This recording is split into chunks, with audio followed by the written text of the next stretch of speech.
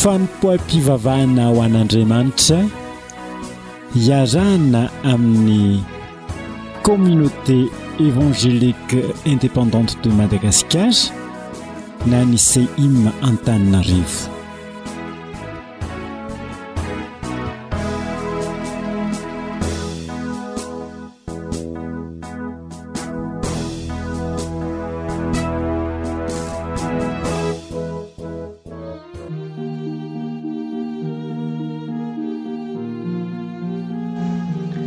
Que la grâce et la paix vous soient accordées par Dieu notre Père et par le Seigneur Jésus-Christ. Amen. Chers auditeurs, chères auditrices de la radio Vovomasu, nous vous saluons et vous accueillons sur cette station radiophonique au nom de notre Seigneur Jésus-Christ. La CEIM francophone d'Ankadjamami, communauté évangélique indépendante de Madagascar, vous rejoint et s'invite chez vous ce matin où que vous soyez. Chez vous en vous réveillant doucement, ou en préparant la cuisine, ou dans la voiture, ou dans le bus, ou peut-être même sur un lit d'hôpital, nous prononçons encore une fois la paix de Jésus dans vos cœurs. Et nous vous invitons à vivre cette heure de célébration pour le glorifier et le louer. Nous introduisons ce temps par la prière du psaume 89, à partir du verset 6. Au nom de Jésus, que les anges du ciel te louent pour les miracles que tu fais, Seigneur, et que leur assemblée loue ta fidélité.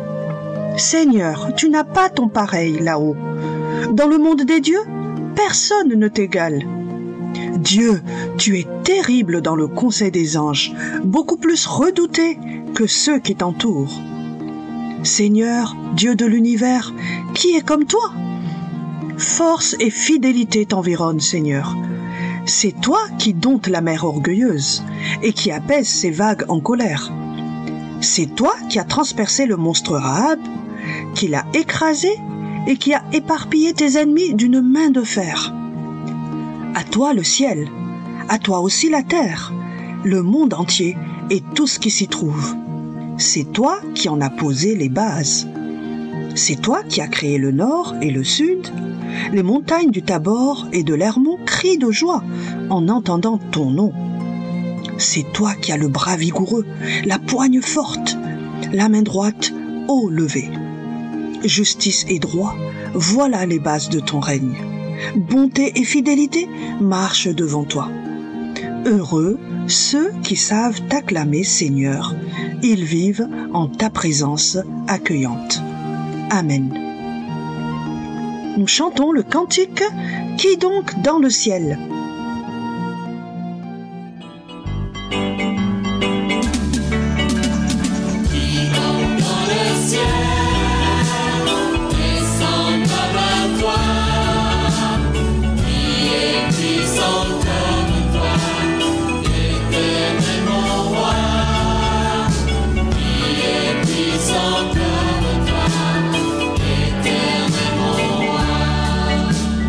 Tu es adoré.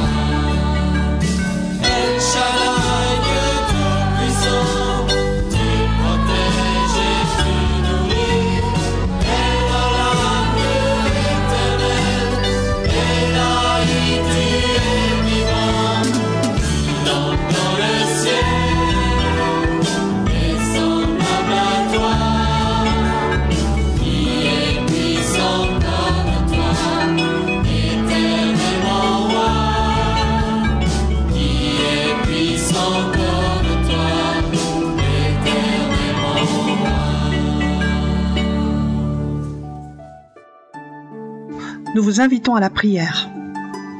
Seigneur notre Dieu, merci pour la grâce que tu nous fais de ce que ce matin, nous puissions encore nous approcher de toi, t'apporter la louange, t'offrir ce culte, Dieu notre Père. Oui, nous voudrions le redire, qui est semblable à toi parmi les dieux éternels?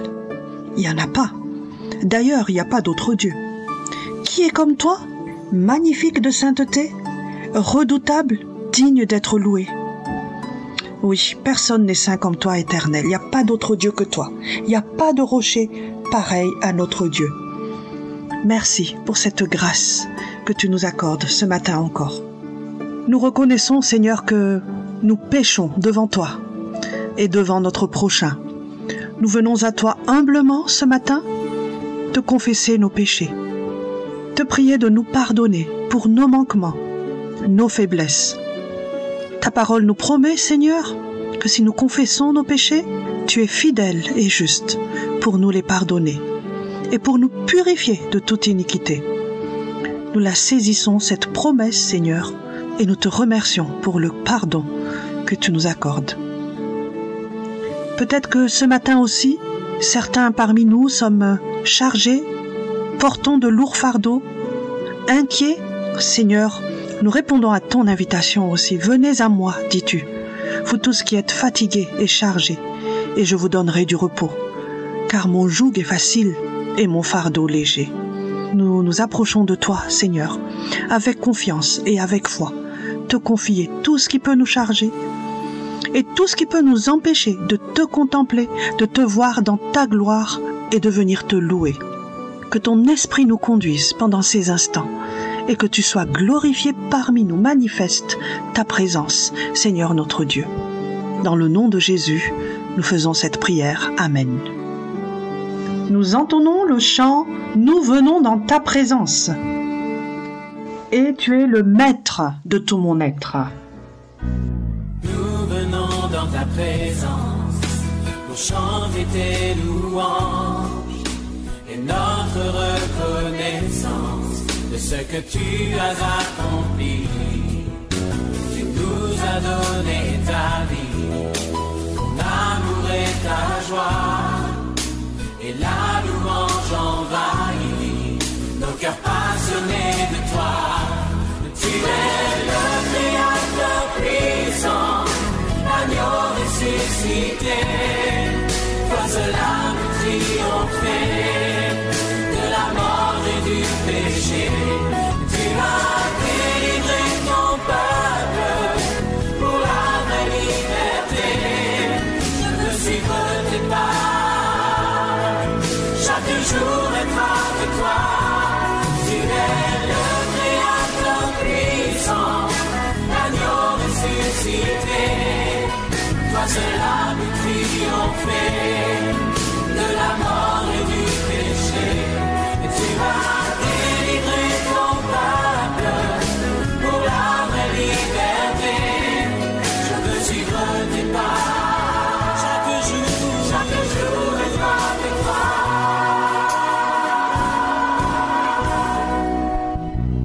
Nous venons dans ta présence pour chanter tes louanges et notre reconnaissance de ce que tu as accompli. Tu nous as donné ta vie, ton amour et ta joie, et la louange envahit nos cœurs passionnés de toi. Tu es le Créateur puissant, l'agneau ressuscité. Toi seul a pu triompher de la mort et du péché.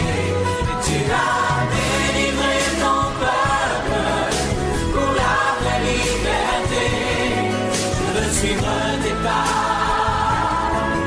chaque jour être avec toi. Tu es le Créateur puissant,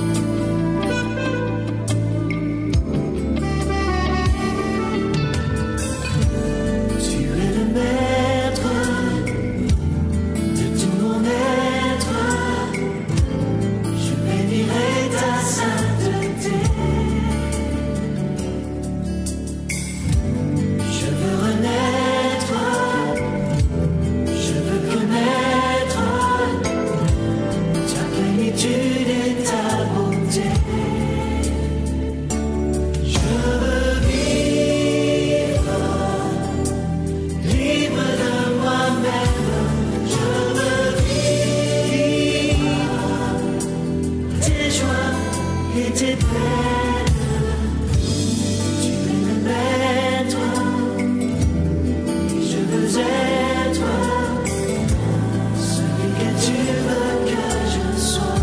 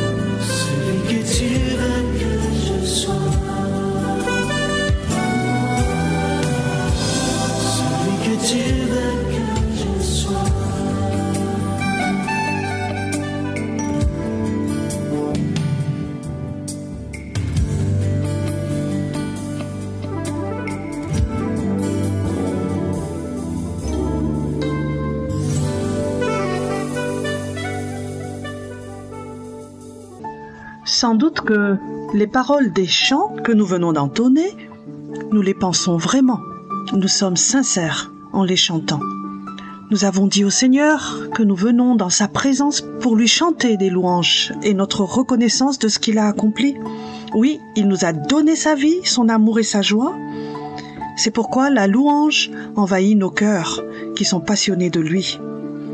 Il est le Créateur puissant, l'agneau ressuscité qui seul a pu triompher de la mort et du péché. Il a délivré son peuple pour la vraie liberté. C'est pourquoi nous avons chanté « Nous voulons suivre ses pas, chaque jour être avec lui ». Il est le maître de tout notre être. Nous voulons bénir sa sainteté.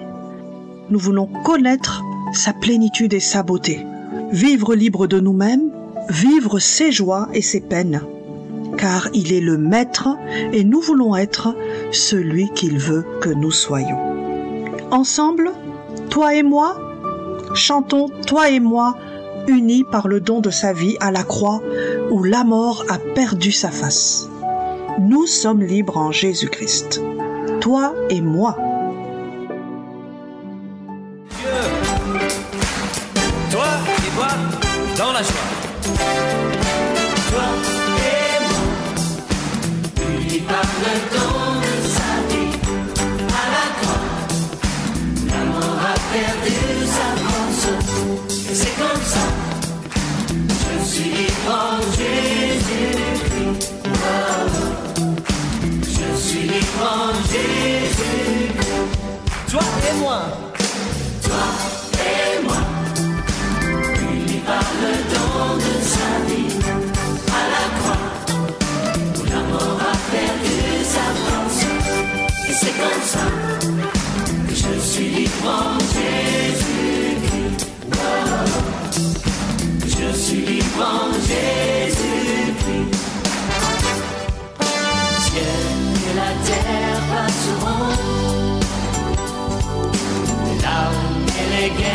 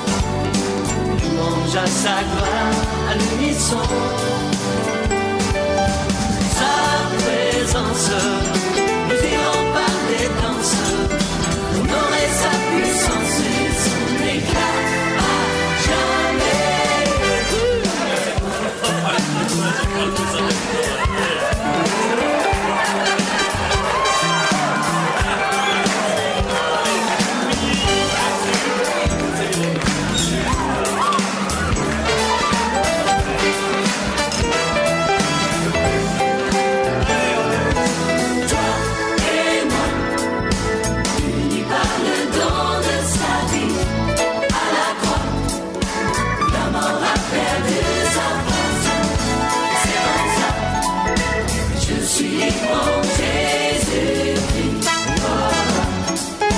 Je suis libre en Jésus, toi et moi. Lui par le don de sa vie à la croix. La mort a perdu sa force. C'est comme ça. Je suis libre en Jésus. Je suis libre en Jésus. Je suis libre en Jésus. Je suis libre en Jésus. Je suis libre en Jésus. Je suis libre. Je suis libre en Jésus. Je suis libre. Je suis libre en Jésus. Je suis libre. Je suis libre. Je suis libre en Jésus. Je suis libre. Je suis libre. Je suis libre en Jésus. Je suis libre. Je suis libre. Je suis libre en Jésus. Je suis libre. Je suis libre. Je suis libre en Jésus. Je suis libre. Je suis libre. Je suis libre en Jésus-Christ. Avant d'écouter la parole de Dieu qui va nous être apportée pour nous exhorter, pour nous enseigner, nous vous invitons à lire l'Évangile selon Matthieu au chapitre 13 à partir du verset 18. C'est Jésus qui explique la parabole du semeur qu'il venait de donner à ses disciples auparavant. Au nom de Jésus. Écoutez donc ce que signifie la parabole du semeur. Ceux qui entendent parler du royaume et ne comprennent pas sont comme le bord du chemin où tombe la semence.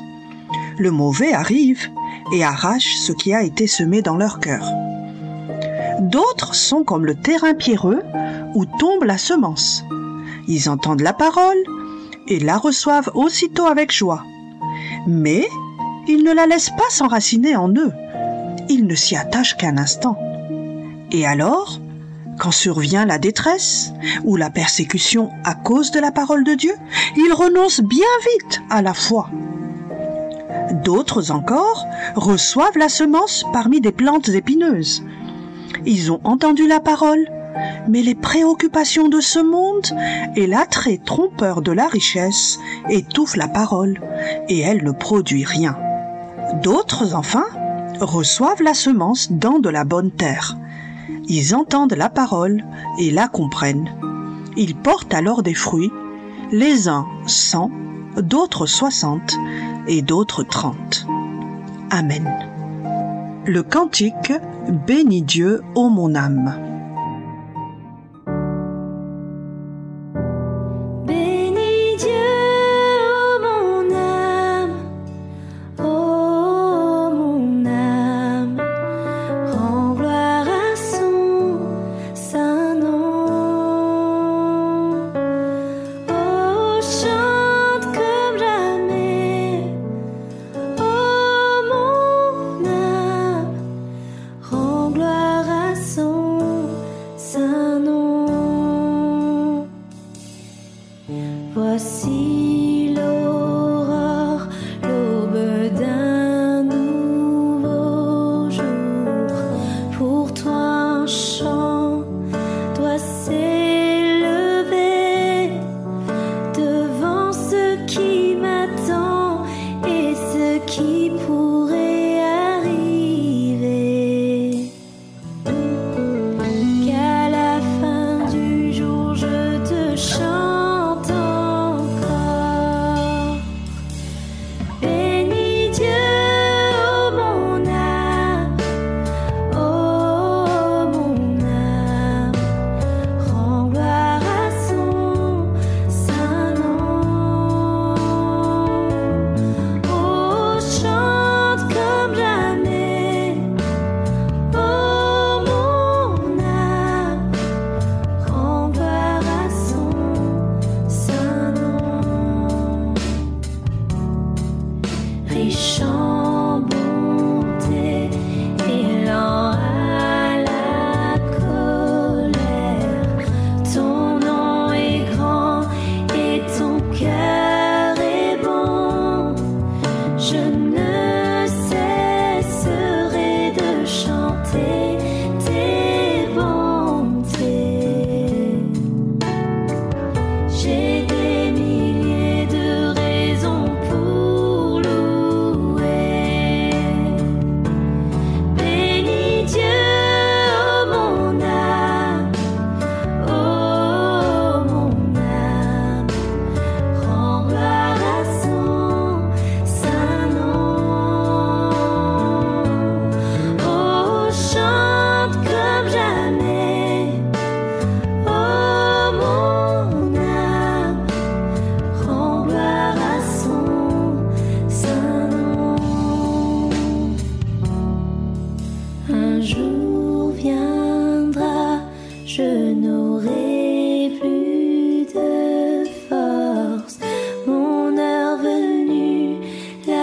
sonnera.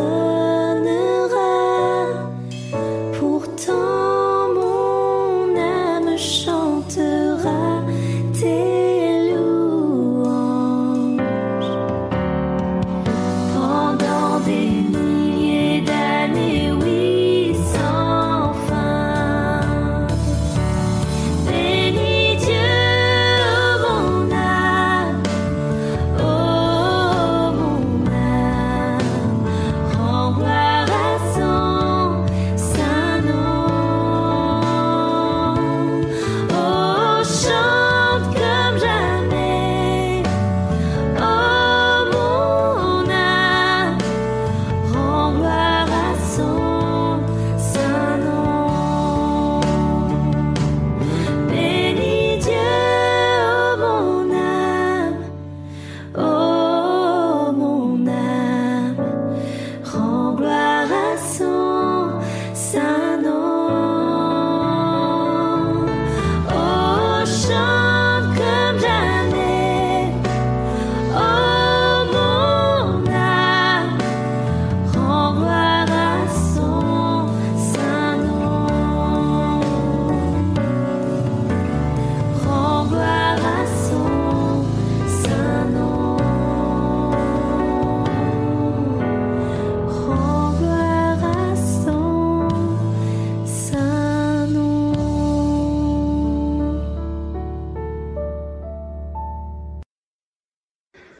Bonjour à tous. Le psaume 134 est le dernier des psaumes des montées. Voilà plusieurs dimanches que nous avons voyagé avec le pèlerin en fredonnant ces cantiques des montées. Le pèlerin sont en route vers Jérusalem pour célébrer l'Éternel à l'occasion des 3 grandes fêtes annuelles de l'Ancien Testament. La fête de la Pâque avec la fête des pains sans levain, la fête des semaines ou des prémices de la moisson, et la fête des huttes appelée aussi la fête des récoltes. Tout au long du chemin, le pèlerin a appris à connaître son Dieu. Pendant son voyage, le pèlerin a vécu des moments plus ou moins bons, mais dans toutes ces situations, Dieu ne l'a pas abandonné. L'Éternel lui a donné des chants pour l'accompagner jour après jour, et ces chants se trouvent dans les psaumes des montées. Au début du voyage, il se rend compte que la route du pèlerin peut être sombre et rocailleuse, mais il peut pleinement se confier en l'Éternel Dieu, le Dieu d'Israël. Le psaume 120. Ensuite, le pèlerin a trouvé en Dieu sa protection. Psaume 121.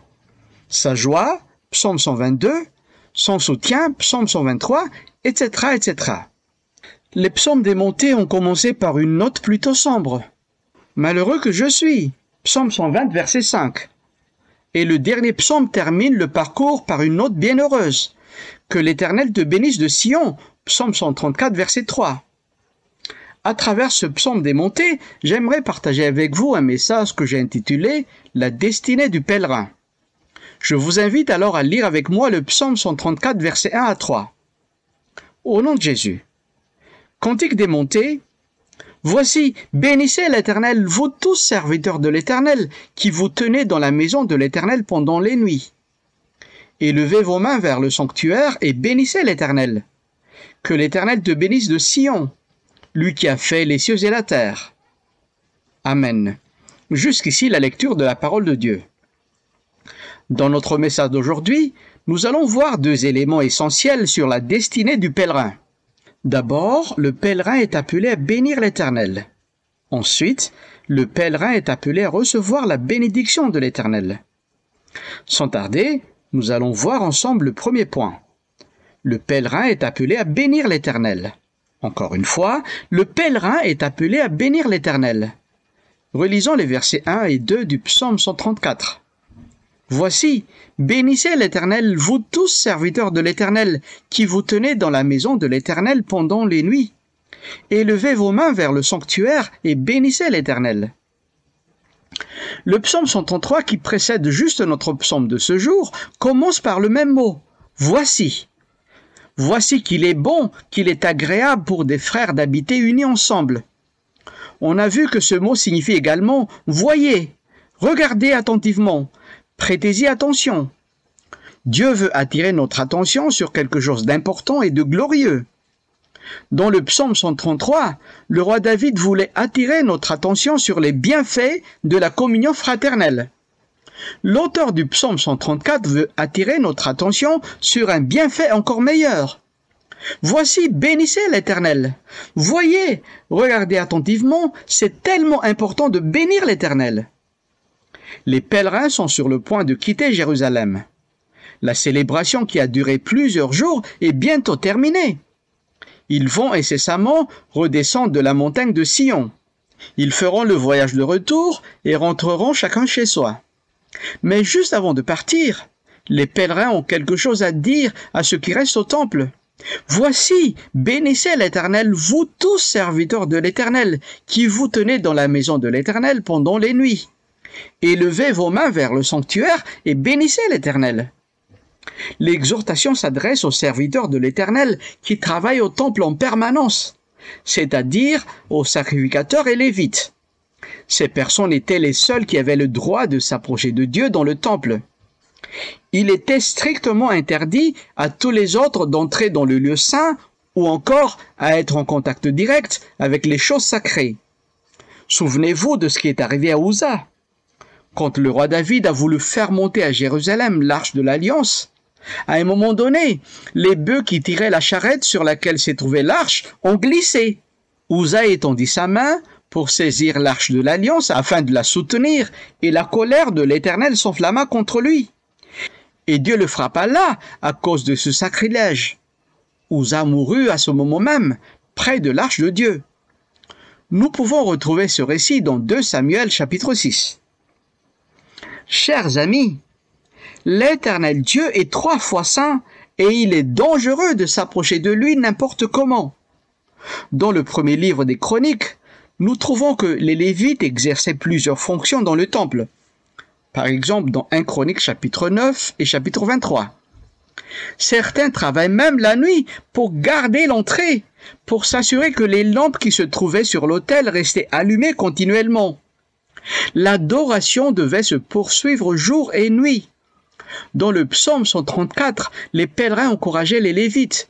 Continuez votre travail, n'arrêtez pas, ne vous endormez pas, continuez de louer Dieu, vous tous serviteurs de l'Éternel, qui vous tenez dans la maison de l'Éternel pendant les nuits. Les pèlerins vont bientôt rentrer chez eux, mais les Lévites et les sacrificateurs, eux, ils doivent rester au temple. C'était leur devoir de bénir l'Éternel continuellement. N'est-ce pas remarquable? Les pèlerins qui se préparent à partir ont sûrement à l'esprit bien d'autres sujets de conversation.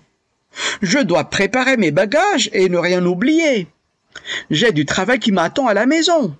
J'aimerais acheter un cadeau de souvenir pour un tel, etc., etc. Cela fait écho en nous, n'est-ce pas? Que faisons-nous quand le culte est terminé? Nous nous mettons à parler entre nous de toutes sortes de sujets. Le sport, le travail, la météo, la famille, la santé, ainsi de suite. Nous changeons rapidement du mode adoration au mode conversation banale. Le psaume 134 incite les pèlerins à penser autrement. La fête est sur le point d'être terminée et voilà les adorateurs sont encore en mode adoration. Ils ont le grand désir que Dieu continue à être adoré même une fois qu'ils ont quitté Jérusalem. Ils s'apprêtent à reprendre la route. Ils seront bientôt chez eux. Ils se remettront à leurs activités régulières. Travail, famille, train-train quotidien. Mais leur souci premier, c'est que Dieu continue à être béni à Jérusalem. Mais que signifie exactement bénir l'Éternel? Bénir l'Éternel signifie dire du bien de Dieu, dire combien il est grand et puissant. Bénir Dieu, c'est reconnaître son caractère majestueux et souverain dans un acte d'adoration. Dieu a-t-il vraiment besoin d'être béni? On pense souvent que quand on bénit quelqu'un, c'est qu'on enrichit cette personne d'un bienfait qu'elle n'a pas. On lui apporte quelque chose qui lui manque. Qu'est-ce qui manque à Dieu? Qu'est-ce qui pourrait l'enrichir davantage? Rien, absolument rien, les amis. Dieu est l'être qui se suffit à lui-même. Il possède toutes choses et il n'a besoin de rien du tout. Quand nous bénissons l'Éternel, nous n'ajoutons rien à tout ce qu'il est ou possède. Nous l'adorons pour qui il est et pour ce qu'il a fait, ce qu'il fait et ce qu'il fera encore. Nous reconnaissons qu'il possède tout, qu'il est tout puissant, qu'il est immensément grand et qu'il est 3 fois saint. Élevez vos mains vers le sanctuaire et bénissez l'Éternel. Les serviteurs élevaient les mains pour bénir Dieu. On n'élève pas n'importe quelle main pour bénir Dieu. Pour pouvoir le faire et bien faire, il faut que les mains des serviteurs soient pures, sanctifiées. Le roi David le dit si bien dans un autre psaume, dans le psaume 24, versets 3 et 4. Lisons ensemble psaume 24, versets 3 et 4. Qui montera à la montagne de l'Éternel? Qui s'élèvera jusqu'à son lieu saint? Celui qui a les mains innocentes et le cœur pur, celui qui ne livre pas son âme aux choses vaines et qui ne jure pas pour tromper. Nos mains symbolisent nos actions. Pour bénir Dieu dignement avec nos bouches, il faut que nos actions soient pures et saintes. Il n'était pas suffisant d'être né dans la tribu de Lévi.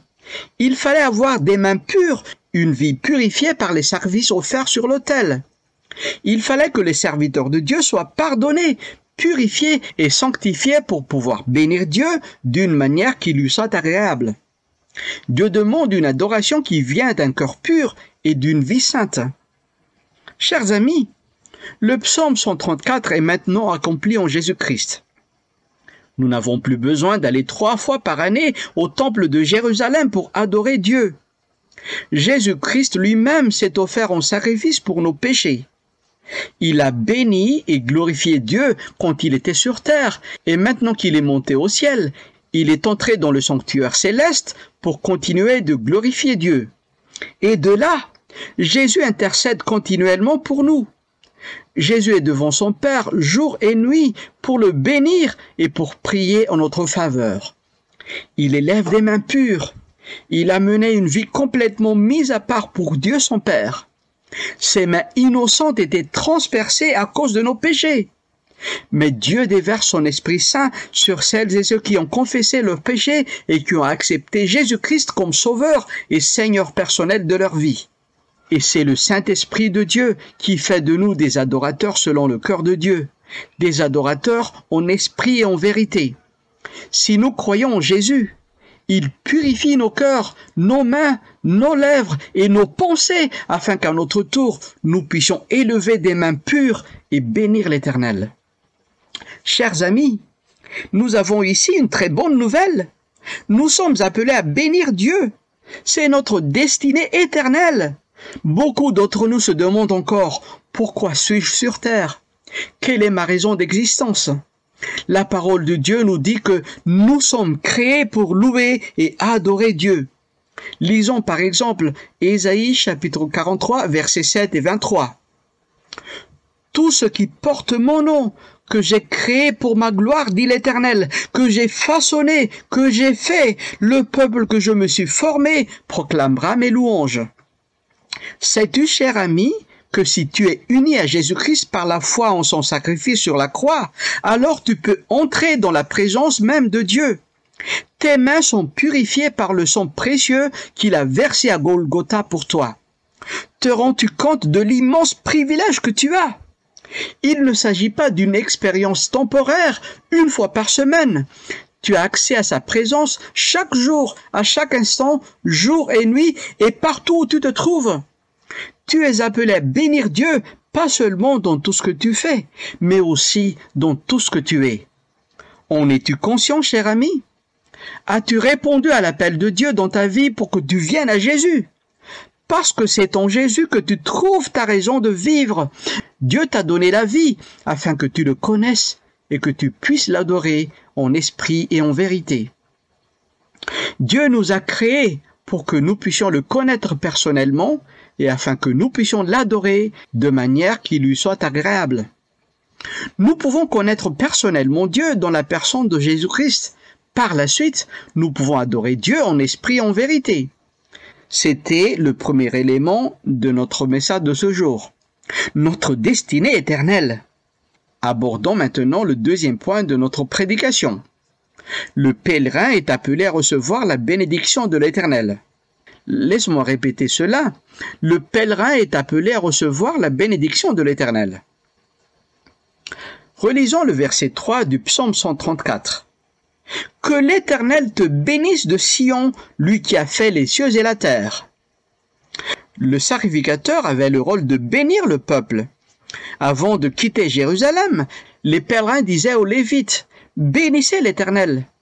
Et le sacrificateur répondait, « Que l'Éternel te bénisse de Sion, lui qui a fait les cieux et la terre. » Bénir Dieu et être béni de Dieu sont deux choses très différentes, mais qui vont de pair. Quand nous bénissons Dieu, il le mérite pleinement. Quand Dieu nous bénit, c'est par pure grâce, jamais sur la base de nos propres mérites. Quand nous bénissons Dieu, nous reconnaissons sa grandeur, nous déclarons qu'il possède tout en lui-même et rien ne lui manque. Quand Dieu nous bénit, il nous donne ce que nous n'avons pas. Quand nous bénissons Dieu, nous reconnaissons sa perfection et sa gloire. Quand Dieu nous bénit, il fait de nous de nouvelles créatures en Jésus-Christ. Il nous renouvelle par son esprit et il nous transforme continuellement afin que nous ressemblions de plus en plus à Jésus.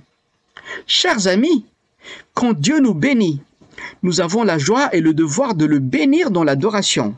Nous avons besoin d'être bénis par Dieu. Nous sommes des pécheurs qui ont besoin d'être pardonnés et réconciliés avec le Créateur de l'univers.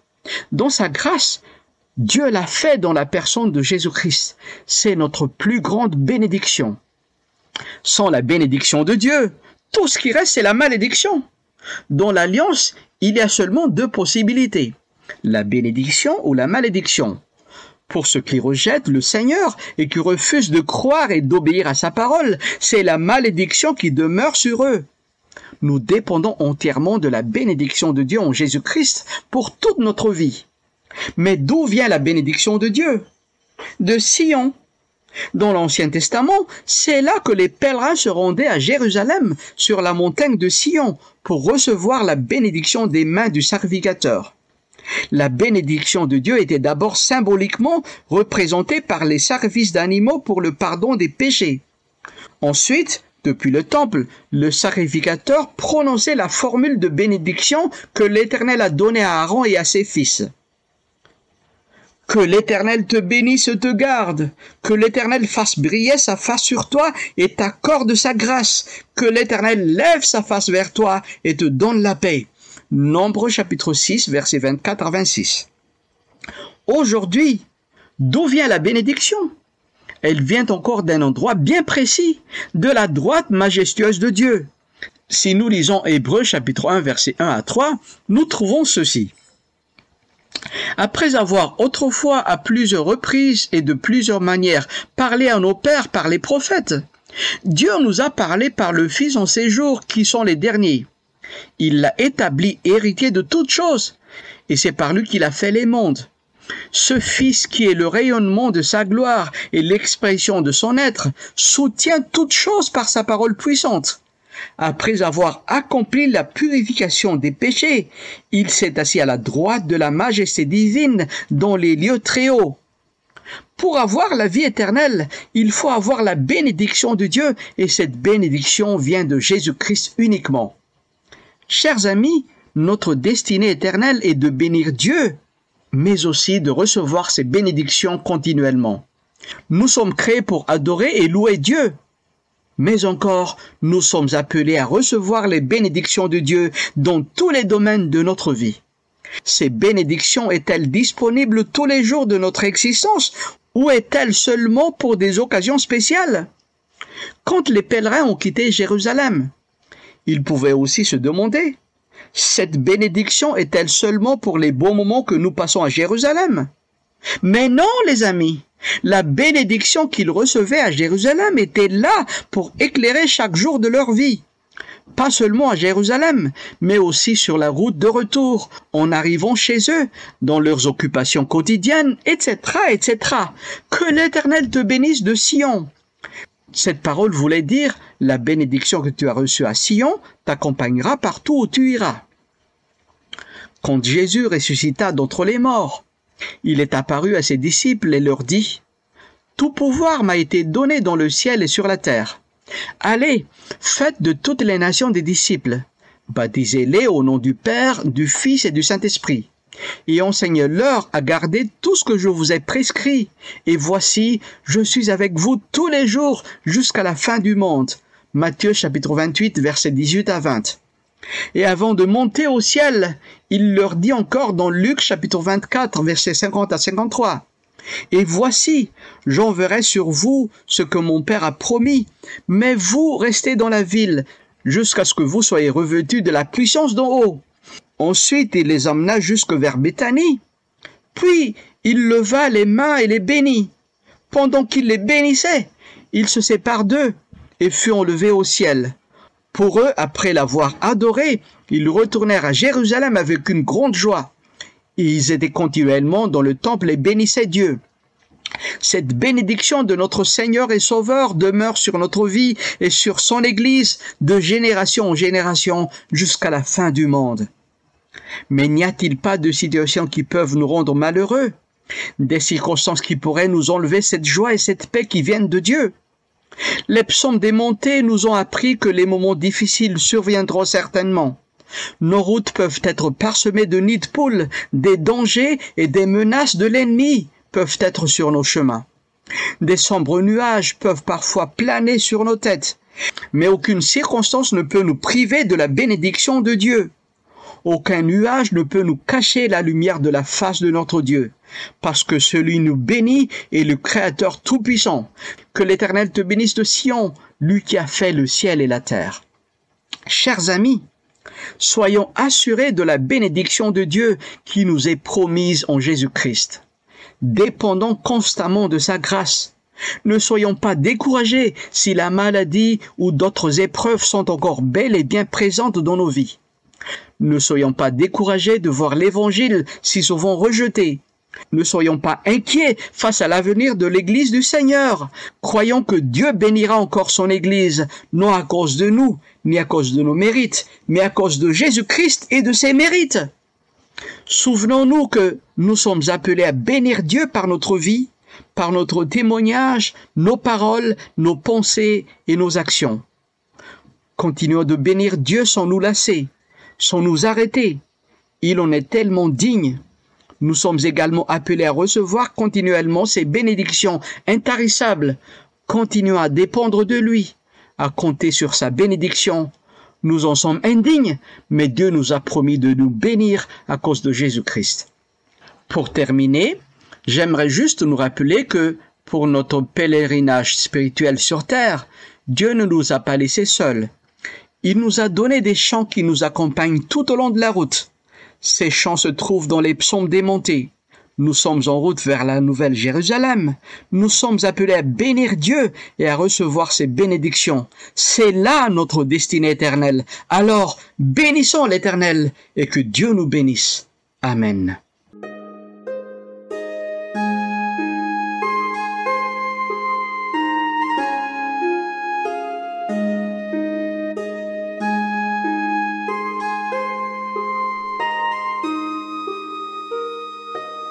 Prions ensemble.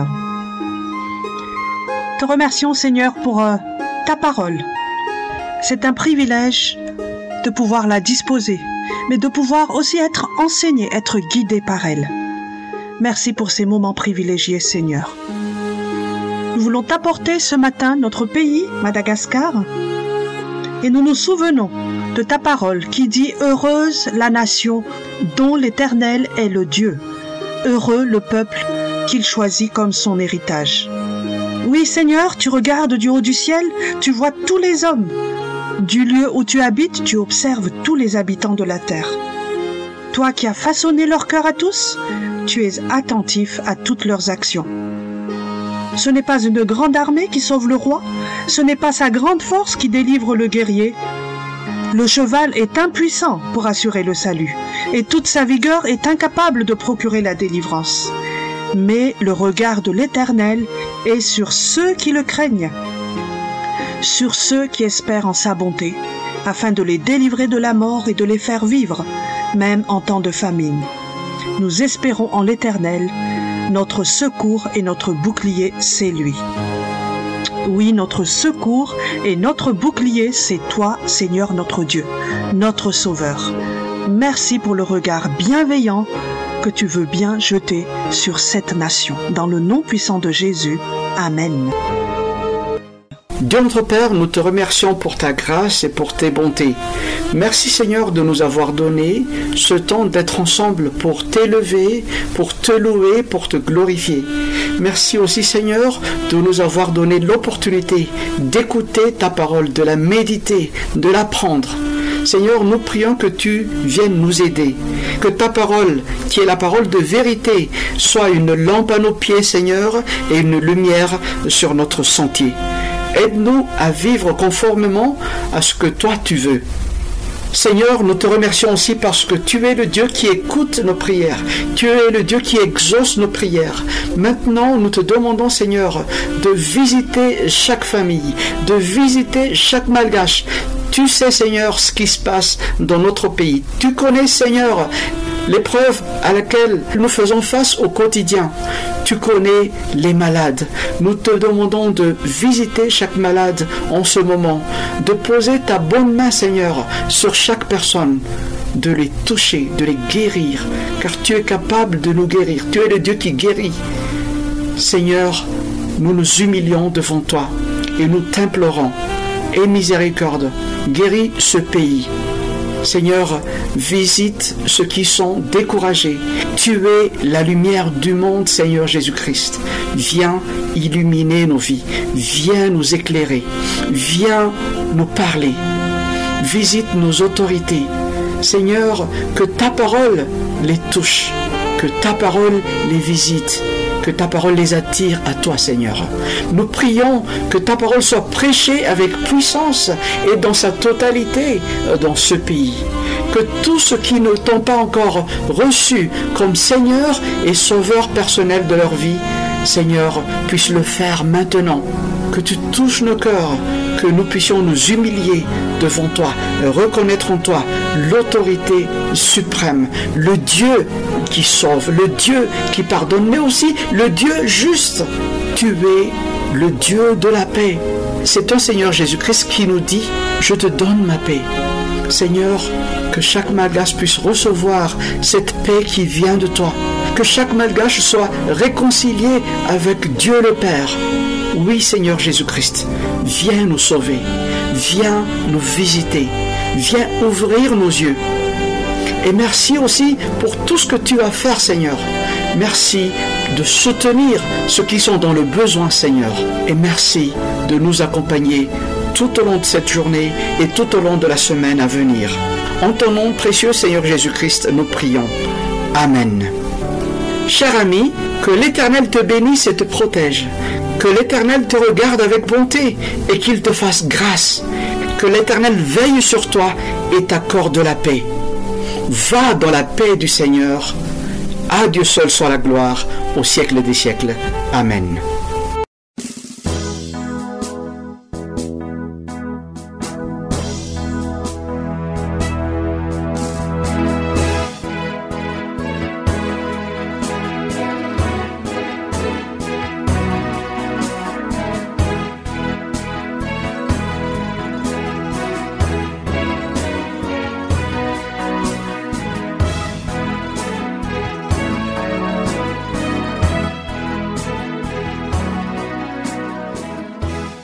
renareo teo ny fanompoam-pivavahana natolotry ny communauté évangélique indépendante de Madagascar, CIM Antananarivo.